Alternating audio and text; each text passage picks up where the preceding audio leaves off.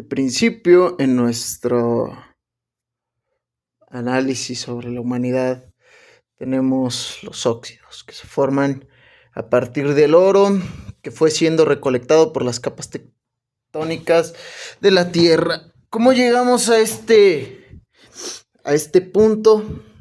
Es primeramente sobre el bordeado universal. ¿Por qué adquieren esas propiedades? Dijo algún hombre una vez.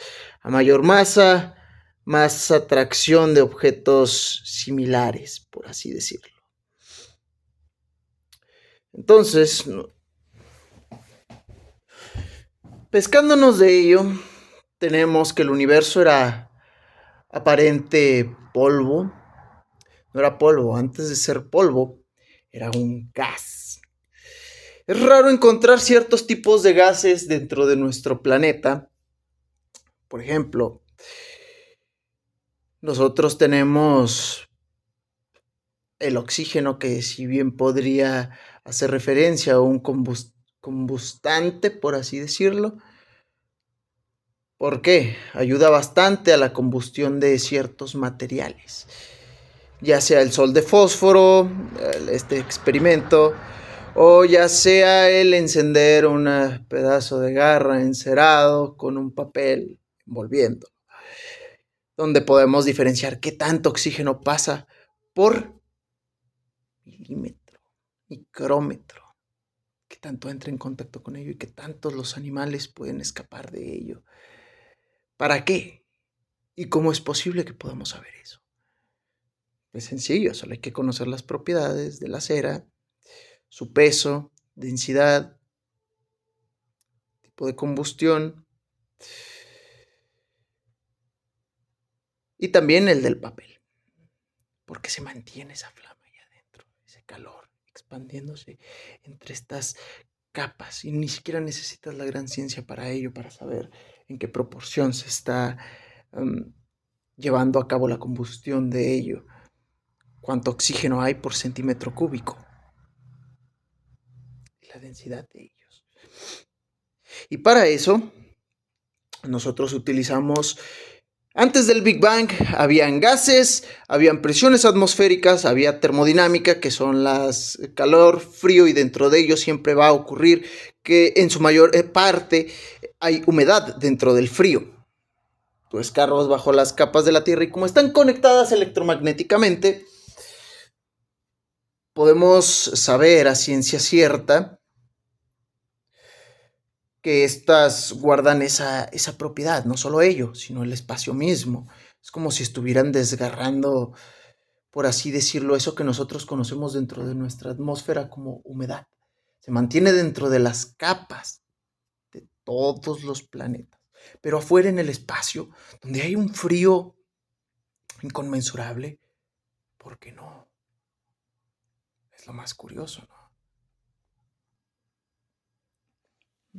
Entonces tenemos esta especialidad de atracción de ello. Y en el universo, si habían puros gases, estos gases, para poder reaccionar estando en un estéril ambiente, aparentemente como el universo per se, porque teníamos otra participación de agua siendo empujada, evaporada y rejuntando los planetas, pero no cuadraba.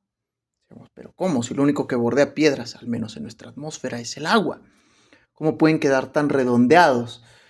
¿Cómo pueden alejarse? ¿Cómo puede haber un espacio alejado de ellos si no es por qué? Exacto. Electromagnetismo. Cada planeta tiene un núcleo, pero ¿cómo estos núcleos se juntan de ello para hacer eso?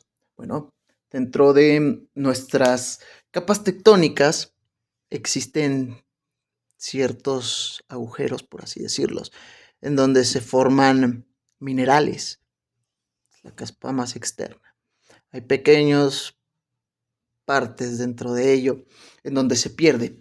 Bien, la Tierra funciona como un punto medio y también funciona como piezoeléctrico, encima de que tiene materiales radioactivos, que pueden ser mínimos, pero en un conjunto abarcan una pequeña parte de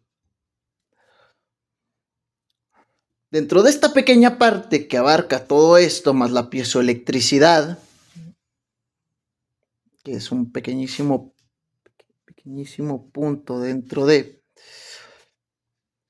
yo creo que apenas imperceptible, tenemos un núcleo que posee peso, pero dices, ¿qué lo sostiene? Si supone está atado al mismo sol que nosotros estamos observando y que lleva toda su vida trayendo objetos hacia ello, como lo es el sol, que tiene más peso al menos que el núcleo de la Tierra.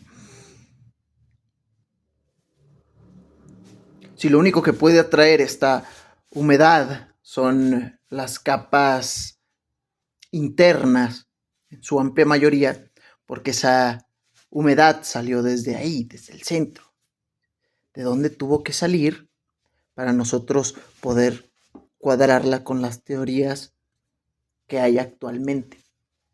Sabemos que dentro de nuestra capa de atmósfera en donde nosotros nos desplazamos, hay pocos gases que son explosivos. Los pocos que salen son productos por gases e gasolinas, productos derivados del petróleo, pues, si hiciéramos un conjunto de todo. Para ello, entonces, tenemos que de principio habían presiones. Presión,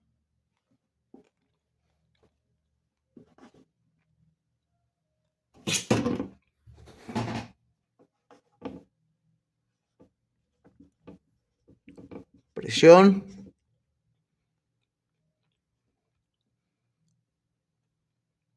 compresión, luz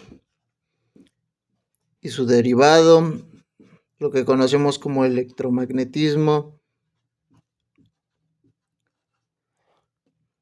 Tenemos termodinámica, radiación,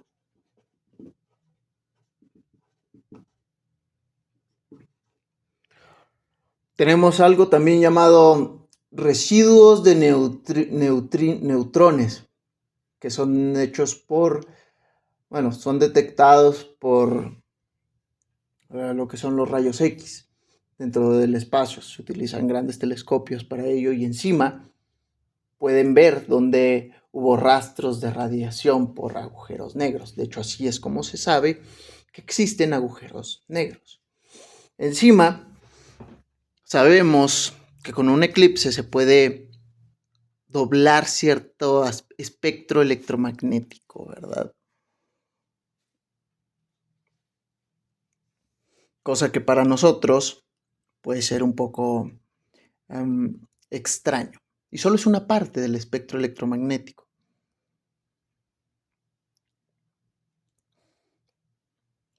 Entonces, la Tierra al actuar como un polo positivo, negativo y un neutro, resulta que, y lo pongo por ejemplo, los pájaros pueden posarse en un arco eléctrico y no quemarse porque no están pisando tierra.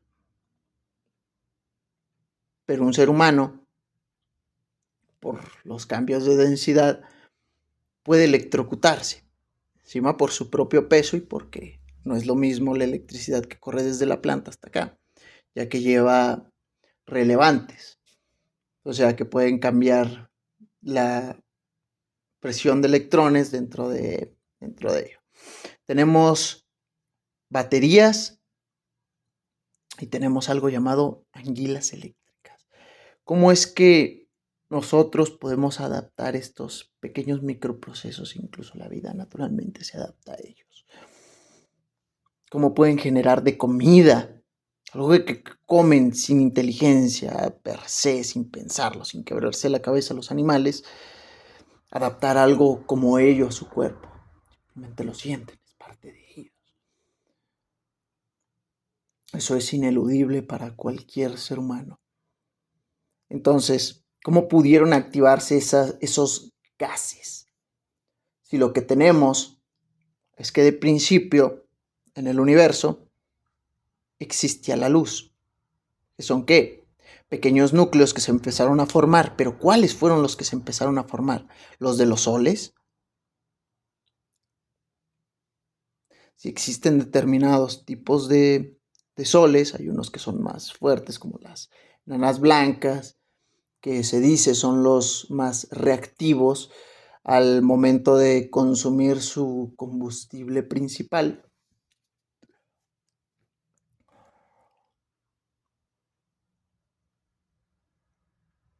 No pueden haber soles verdes, solamente pueden haber soles azules, blancos, rojos, naranjosos, y depende mucho. ¿Por qué? Porque nosotros podemos ver nuestro sol blanco desde aquel espectro, desde nuestro mundo, lo vemos obviamente amarillento, y si nos acercáramos con un artefacto especial podríamos verlo rojizo, incluso con tonalidades naranjosas, incluso en una minimísima parte moraduzco, como violeta. ¿De dónde salen estos espectros que nosotros a simple vista no podemos si no es con la imaginación? Una máquina no va a llegar a ello. Y de una vez hay que tenerlo por entendido. Entonces sabemos que esa humedad, si lo primero en formarse en el universo fueron los núcleos, había partes de polvo, que partes por millón había en comparación con el gas. El gas obviamente era mucho más, pero ¿cómo reacciona si se supone que en nuestro mundo las cosas reactivas normalmente se ven aquí? Como que la madera, el gas natural que viene a partir de seres vivos. Entonces, podemos ya finalmente irnos a las atmósferas de los planetas, ir viendo qué tan grandes son, qué tan pequeños, qué cantidad de gases tienen a partir de qué cantidad de núcleos. Y para ello, para nosotros poder empezar y también para guiarlos hacia los óxidos que van a tener desde el principio, ¿para qué? Para yo poderles dar un documental respecto a todos los organismos que se fueron creando a partir de. Porque queremos llegar a exactamente qué parte de la Tierra, si ya sabemos que naturalmente por el modo en el que gira la Tierra respecto al Sol nunca cambia, y si están unidos por un espectro electromagnético, quiere decir que siempre una zona de calor va a salir más respecto a la zona a la que está girando, que en este caso sería África. Es una amplia zona, la parte del mundo. Y sus vertientes, porque tiende a subir, tiende a cambiar su polaridad, por así decirlo. Ese calor se ve distribuido y dices, bueno, pues entonces qué tan cambiadas están todas las capas por dentro, como para poderse guiar entre ellas para ello. Y lo vamos a conectar con todo lo demás.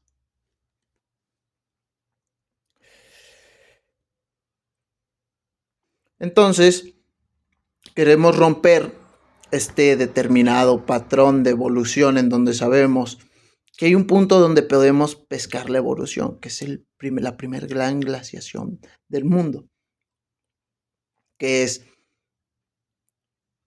cuando todo este vapor salió y se regó por nuestra atmósfera y que otras partes por millón pudieron juntarse para que nuestro planeta empezara a formar ¿qué? El oxígeno, que sabemos que en parte fueron los seres vivos que empezaron ahí por unanimidad. Nosotros siempre vamos a poder ubicar una zona de preciso calor dentro de los dos supercontinentes que hay dentro de nuestro mundo.